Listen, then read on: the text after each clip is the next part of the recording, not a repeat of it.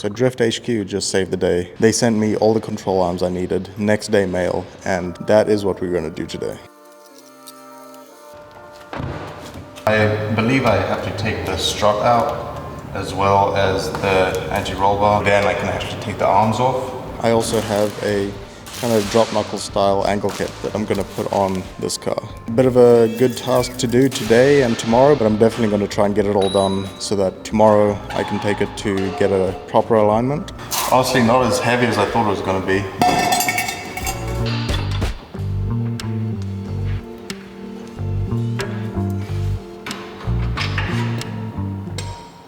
So you can see how bent that toe arm was. I'm glad we replaced that. When I eyeballed it, it seemed like this would not fit over the sway bar, but it gets pretty close.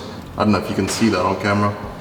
My understanding of suspension is that if this compresses, the sway bar moves faster than the outside one. So, should work.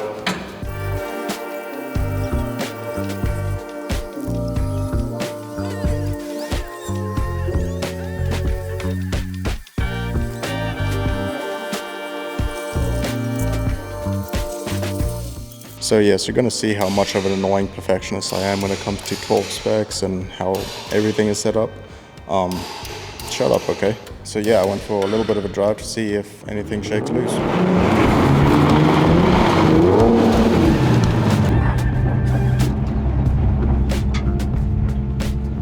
So driving down the road just a little bit, it was obvious that my eyeball alignment was terrible. I'm just going to continue driving, see if anything shakes loose. Also, there's no audio because I forgot that I put the sensitivity too high on the mic and the windows were open.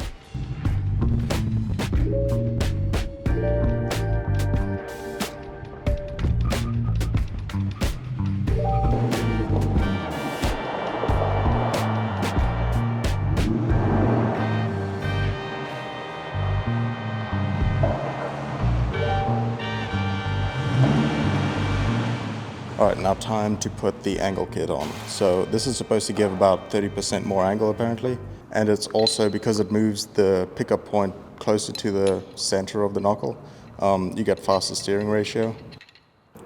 The way it extends the steering, it seems that this is the old tie rod and the joint it had on the knuckle.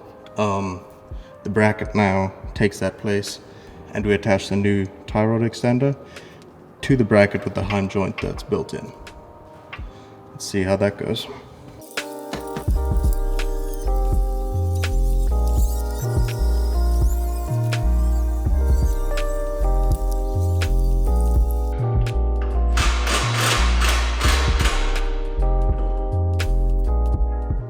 So when you have to put the knuckle back onto the arm, you kind of have to lift the whole suspension at once.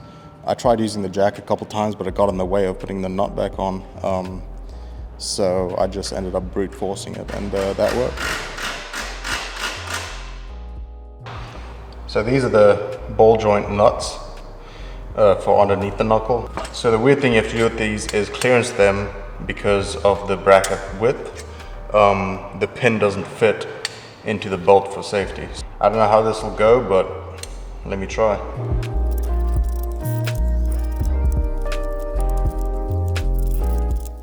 So now that they're clearanced just a little bit, you can fit the pin through.